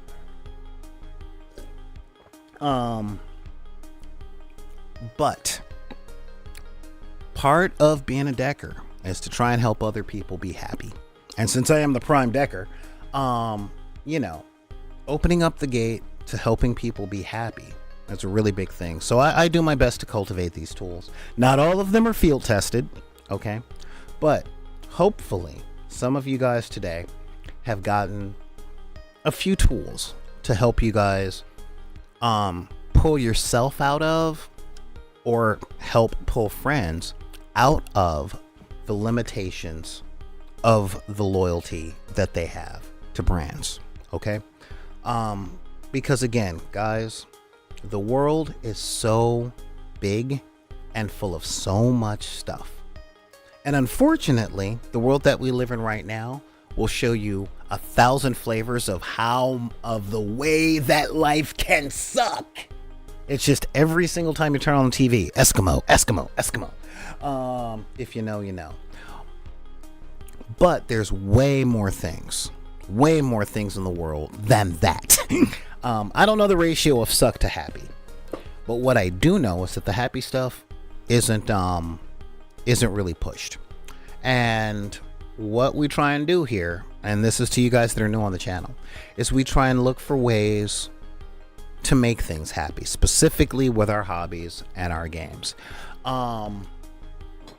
You know, if you, like me, find yourself with enough extra Magic the Gathering cards to pulp and then make into 2x4s and build yourself an extra room, you know, then it's possible to just play games with your friends instead of the Friday night organized play way. And you see this a lot with tabletop minis games. Warhammer is huge on putting out crusade books and scenario books and stuff like that, but you're not limited to what those pros over in the UK do. Excuse me. You can play your own thing. And this is going to lead us into the last segment, okay? The very last segment, because this is not a big one, but an important one, okay? Our next segment is the lexicon of brand loyalty. And what do I mean by that? As you guys know, I'm pretty neurospicy, and it comes in a lot of flavors. I know some people that just cannot and will not understand the messages of, say, abbreviations and acronyms. All right. I have a problem with abbreviated language, i.e., well, he just hates cats. No, don't oversimplify. Okay. Again, part of the spice. However, there is a thing called lexicon. Now, for those of you guys that don't know, lexicon. Oh, don't feel attacked. I'm letting you know that you are not alone. Okay. You are so not alone. Lexicon are the specific languages that are used in various different things. Another word for it is jargon. Okay. I have to tell one of my best friends all the time, back it up. Yeah, I totally understand. They could mean so many things, you know, seriously. There's the cultural meaning of the acronym, the actual meaning of the acronym, the abbreviation, and let's not And let's not talk about how people love taking acronyms and abbreviations and just rattling them off way too fast. And they're like 3 paragraphs into what they mean. And you're like, whoa, whoa, whoa, what does that mean? You know?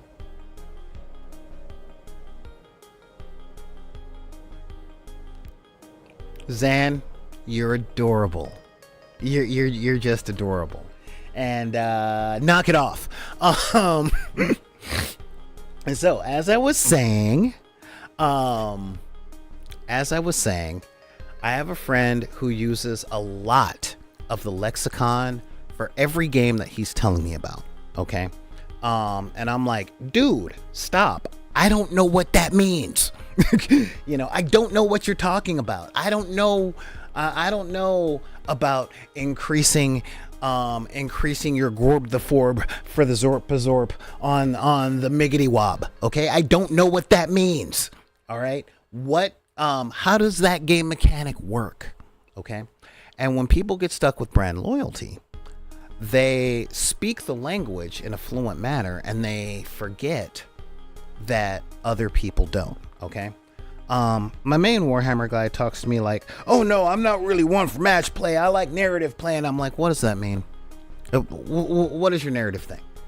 And when he explained to me what it was, I'm like, oh, okay. You see, I know that as scenarios. And once I have the common meaning, I can put that into terms that everyone can understand, you know? However, you know, and a scenario is a plot. It is a subject for an improv game where you're going, humans versus dragons. How long can it last? or, you know, that kind of thing. And, you know, a lot of the times, and this is the thing about brand loyalty, so many companies do the same thing, but they name it different stuff. It is infuriating. Let's take Magic the Gathering, okay? You have your mana, you have your tapping, and you have summoning sickness. What do all those things mean? You know, and then you get caught in keywords, and then you end up with these long... And it's like, dude, stop, slow down. I don't know what you are talking about, okay? And when people are caught in brand loyalty, there comes one of my least favorite phrases in dealing with people in general, and that is the how do you not know this? It's basic. I'm sorry to tell folks, but this is something I say all the time. 1, competence sneaks up on you. Okay, mastery sneaks up on you. And second, psychologically speaking, talk to a therapist. A lot of folks do that because it's what they were told by people that brought them up. Okay.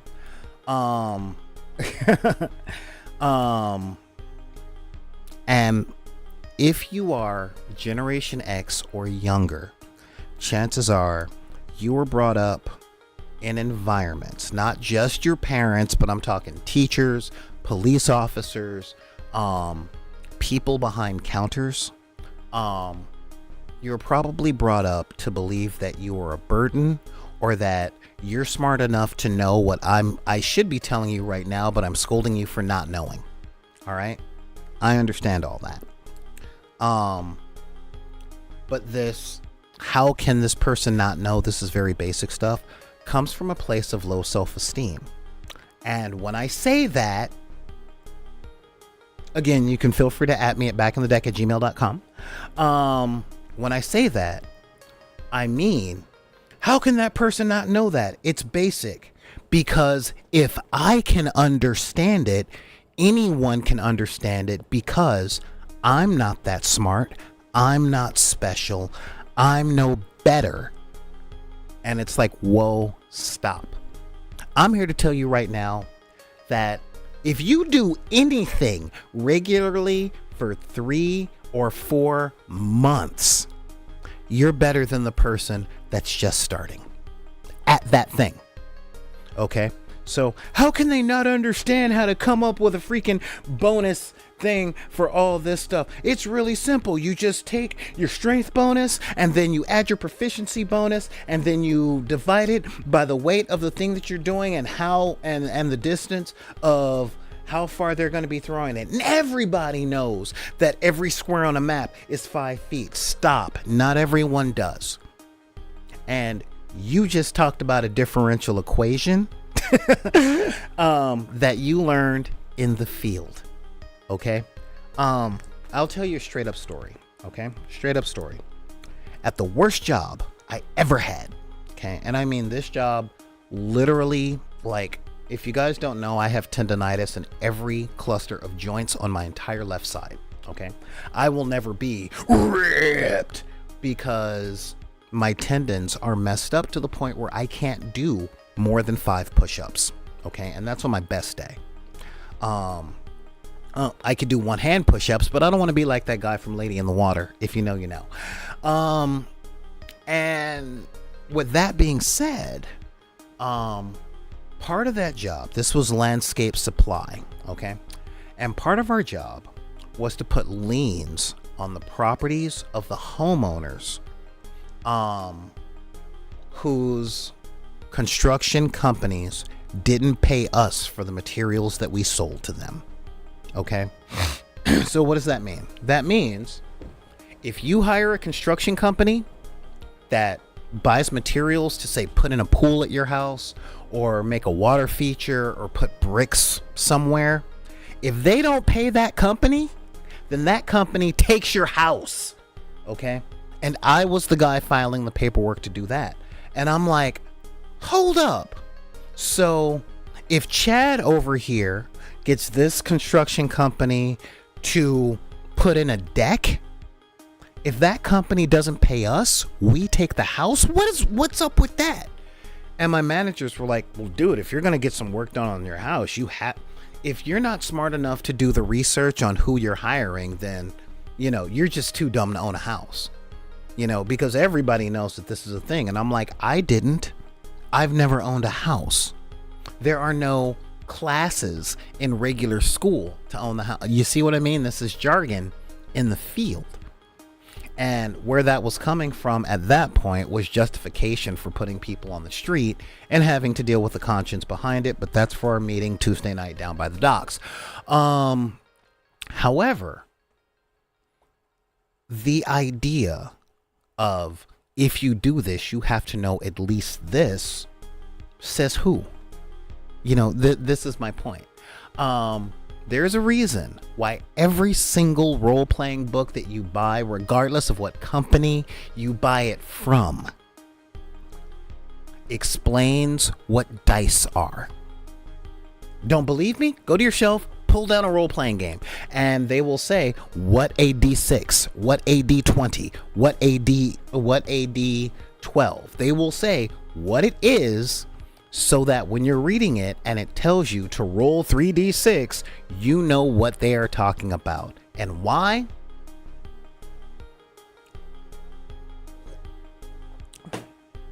Because every game is someone's first. Every single game is someone's first game. Okay? Yeah, exactly. Thank you, Zan, on the inside of the cover. What is a role-playing game? What is this book that you are looking through?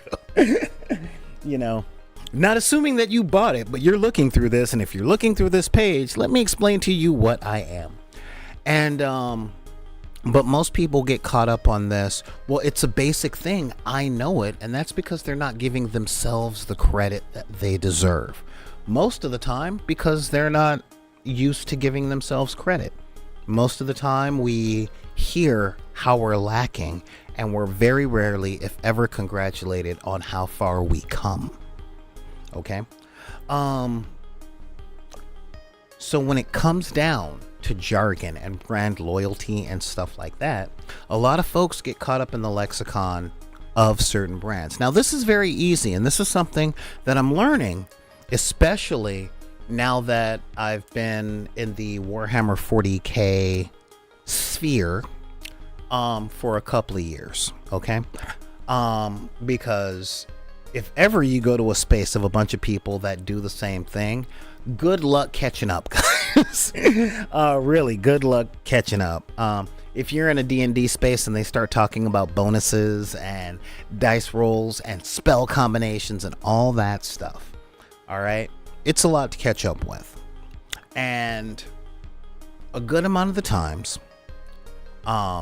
within the limitations of these things, okay, in teaching someone a new game, they may feel they have to learn an entirely new lexicon, and most folks flash to the trauma of what it was to learn that first one. Okay? And I'm dead serious. This is just a real thing. You know, I don't care if you're talking mana, spell points, command points, or action points. They're all points, they're all this. For the teachers out there, for you people that are looking to help teach people games to break them out of the brand loyalty, the solution that I have found is to teach the players the function of the jargon. What does it do? Don't even open with the jargon, just say what this means, okay? Unless you're looking at a sheet. Like when I'm teaching one-page rules, I make it very clear. These are your first two stats on your character sheet, okay? Or on your little mini stat card, okay? You have your quality, which is the number that you have to roll in order to do things, and your defense, which is the number you have to roll in order to not take damage. Okay, that is what you got. Okay, that is your quality and your defense. So if you have to make a morale test, you use your quality. If you're going to stabby stab, you have to roll your quality number. If you want to shooty shoot, then you have to use your quality. Okay, stabby stab, shoot a shoot. Am I scared and do I run away? You know, and using that, I don't have to say this skill level, that skill level, this blah, blah, blah, blah, blah, blah. No. Just, all right. These are the dice that we use. These are the parts of the thing that you look at most. And when you roll your dice, these are the numbers that you're looking for. Okay? Moving on. You know, not simplifying, but clarifying what the jargon means first. And then from there, we say, we call this the quality stat. We call this the ballistic skill. We call this the melee skill. We call this, we call this the acrobatics check, and you guys will see if you watch Warp Tumbler C24, next episode, Monday night. When I say, I would like you to make this skill check, if they don't know what I mean and they ask, it's not like, ugh, how do you not know this? I'm like, you use your 20-sided die and you look at this part of your character sheet. Now you look for that skill. Did you take a class in it? What did you take? Did your character take a class in this? Yeah, they did. Good. Then you add your proficiency bonus. How do I know if I took a class in it? Is there a dot next to it? Yeah. All right, there you go. So you roll that number, or you roll your die and you add that number and that number to the number that came up on a die, and you tell me what the total of all that is. Yeah, all of that comes down to make a wisdom save. However, if the person doesn't know what a wisdom save is because they're new to the game, or they haven't played that many, or they haven't played that edition because they haven't played since second edition, to feel that frustration, and it's natural. But that brand loyalty can also cause frustration in the new player as well, and we should never ever forget that. I will tell you, using role-playing games as an example, all right? In Dungeons and Dragons, you use a 20-sided die, and you're looking to roll higher than the target number if you know. So if something is a difficulty of 11, you want to roll 11 or higher, either on the die or the number from the die add it to the bonuses that you get on your character sheet, hopefully equal to or exceed 11. Yay, you won. In Call of Cthulhu, you use a percentile dice. Okay? And that means it's a 100-sided die, or 2d10s, and one of them has to represent the tens area. And your goal is to roll low numbers, because the higher your skill level is, the more likely you are to pull it off. So if you have a 90%, that is your 90% chance of success. So if you end up rolling a 91, that means you're outside of that window. Two completely different die systems. And then with White Wolf, let's say, your stat on the paper is how many dice you get to roll. And it has a pretty static set number for success. So you're rolling 7 d10s and counting how many times you roll 8, and that determines the amount of successes that you get. The common language between all three of those systems are roll and success. Okay, but they're completely different things. So if someone's been loyal to White Wolf or Onyx Press or whoever, if someone has been loyal to the Vampire the Masquerade universe or the Vampire Requiem universe and goes to Dungeons and Dragons, they're not going to get that lexicon. All right. So always keep these things in mind and be the guiding hand. All right. Because a lot of games use the same words, but in different contexts. Okay, just using one-page rules and Warhammer 40k as an example. In one-page rules, there is a skill called Regenerate. Okay, and that means if one of your models has taken a hit, you can roll a d6 for every hit that they've taken, and if you roll a 5 or 6, you ignore the damage. This is equivalent to Feel No Pain in Warhammer 40k.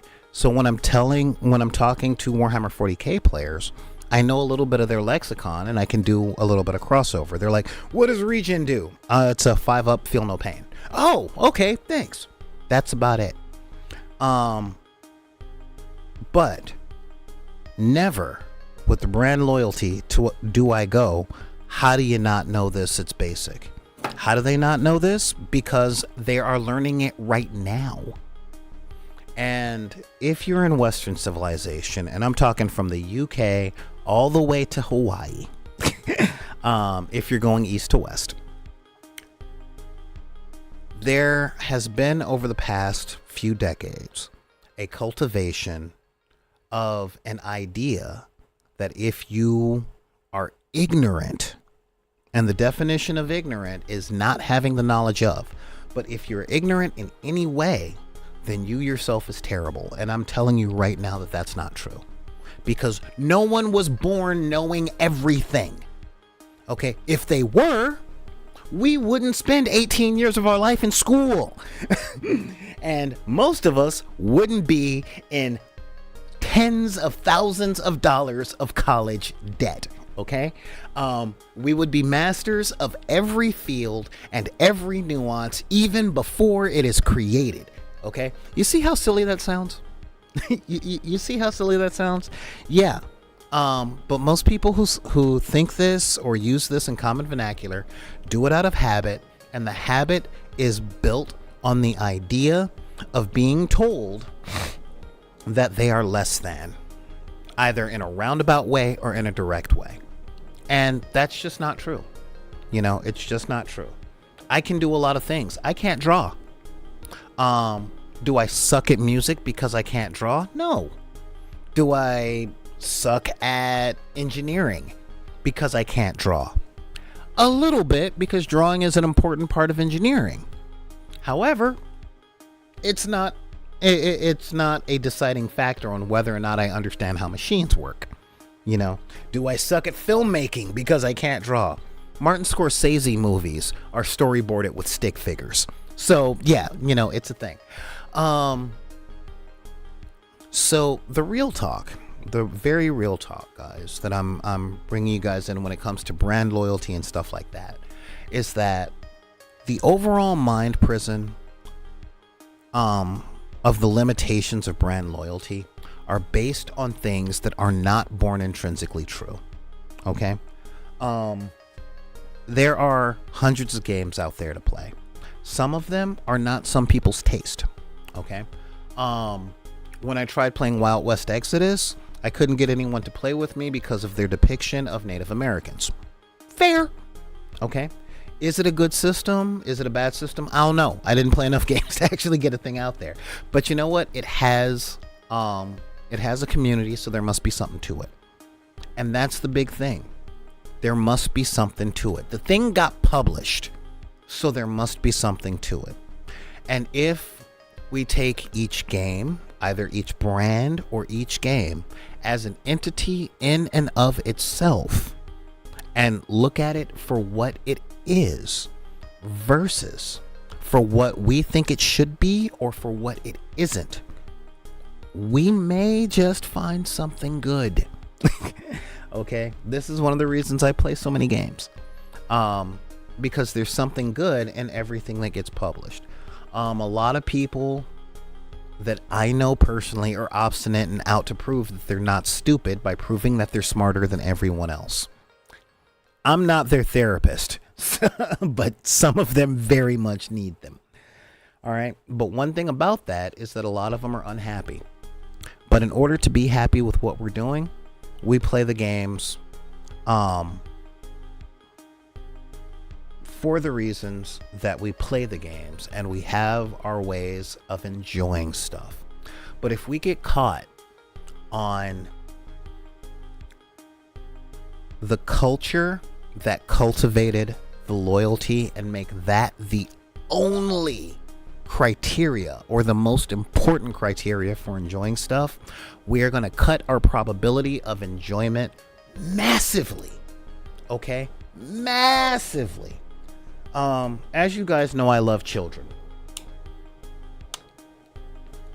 And one of my favorite things about children is, with a lot of new stuff, children are so free that doing it wrong or right is not something that normally hits their head. That's something they got to be taught. This is one of the reasons I'll never win a golden demon. Not that I want one, but I paint minis and I make them look cool because I'm the one that's going to be looking at them. So hashtag not your models. Thank you very much, War Mistress. But a lot of people are like, you're painting that wrong. You need at least three colors, and you need to go for non-metallic metals. And oh my gosh, you're painting those in a way that's and your grimdark stuff looks bright. Hashtag not your models. Okay? Stop it with the brand loyalty, especially when the brand itself has evolved. All right? That's just a fact. Okay? Do the stuff that you enjoy for the reason that you enjoy it. And if you like 18 different games, then play those games as often as you can.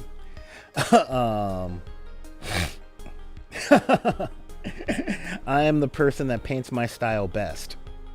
Okay, thanks. I'm not quite sure. Oh, okay. Yeah. So when it comes to the people that are stuck in the prison of that brand loyalty and that brand thing, it's like, dude, I'm glad that you're doing that for your metric, but that metric does not apply here. Okay? When I play games with folks, I'm like, oh, your mini's not painted, but you want to use that model? Yeah, let's go. No, I can't do it that way because Games Workshop, or no, I can't do it that way because Wizards of the Coast. It's like, dude, I don't see any secret agents here that are ready to kick in the doors to our house and remove our minis. You know, or it's not like when 4th edition of Dungeons and Dragons came out, Wizards of the Coast hired a Pinkertons to kick in our doors and take all of our 2nd and 3rd edition books. That's not the way it happens. It's not the way it works. Once we own the thing, we can do it pretty much forever. Now, will we be able to be part of a larger community? Maybe, maybe not. But here's my question to you. The algorithm says I should put in a call to action. But what I would like you guys to do is to hop on the BidP server and let me know which is more important to you. A quality game, a quality community, or a large one. Okay? We all know that the obvious answer is a large community of quality. However, if you only had to pick one, which would you choose? 1,000 people or 4 good ones? You know, that kind of thing. Let me know. And if you guys got any value out of today's show, all right? Any value whatsoever out of today's show, send me some love by liking and subscribing on YouTube. You know, it's a couple of clicks. It doesn't take a lot. Because that helps me play the algorithm without having to use all these GPT hacks that keep coming up on my Instagram. Or you can check out these links right here in the chat. Buy me a cup of coffee with a one-time donation. Subscribe to the Patreon on the $1 or $5 tier. Pick up some merch. Or, okay, I got to say this before they get here. All right. You can subscribe to this Twitch channel for absolutely free. Well, not absolutely free. You just won't be using your money. You'll be using Jeff Bezos's money, okay? And if you guys don't like your last Amazon delivery, or if you just hate how Amazon rallied the forces of Satan to your Amazon Prime feed, and I mean that because I saw a preacher say that the devil is real, and you know what? I looked at him and I said, yes, the devil is real, and the devil looked at me one day and it said, free shipping for $25 or more. You know, I really, same day shipping with $25 purchases or more. And I said, oh, I hate you, because everything is either $24.50 or $13.40. So you're never going to hit that $25 mark. You're going to be spending $30, $40, $50 to get something the same day. I hate you, Amazon. So if you want to get back at them for doing that, you can subscribe to this Twitch channel using your Amazon Prime account. That's what you can do. Okay? That means you help them help me pay my mortgage. It won't cost you any money, but they'll be giving me money out of their coffers, and that would be awesome. Okay? And yeah, if you guys have had a problem with Amazon at all, like how long it's taking them to produce the next season of The Boys, yeah, subscribe to the Twitch channel here on Twitch using your Amazon Prime account. In all seriousness, it does really help me out a lot. It reduces the days I have to spend driving a forklift and lifting 25 kilo boxes. It's how I know the metric system. So yeah, but with that, I've talked at you guys for a couple of hours, and I want to say thank you. Thank you for being here. Thank you for tuning in, and thank you guys for the conversation today. This is really cool. Super shout out to Tanya the War Mistress. Thank you for having the time to come up. You guys need to subscribe to her Twitch channel, her YouTube page. I'll tell you this. You only get one Amazon Prime subscription. So if you're thinking, should I subscribe to BidP or to Tanya the War Mistress? Make it Tanya the War Mistress. She's better at this than I am. Okay? It'll help me up my game. Yeah, check out her YouTube channel. And her Instagram. All right? She is really good at explaining rules to Warhammer 40K. No, really, you are better at this than I am. I talk a lot, but you have all that back end stuff that I still need to take classes in because I'm old and computers are not the same as they used to be. So yeah, seriously speaking, I'm not going to get into this argument with you, madam. I'm not going to do this. Oh yeah, that's better. So yeah, thank you guys for being here.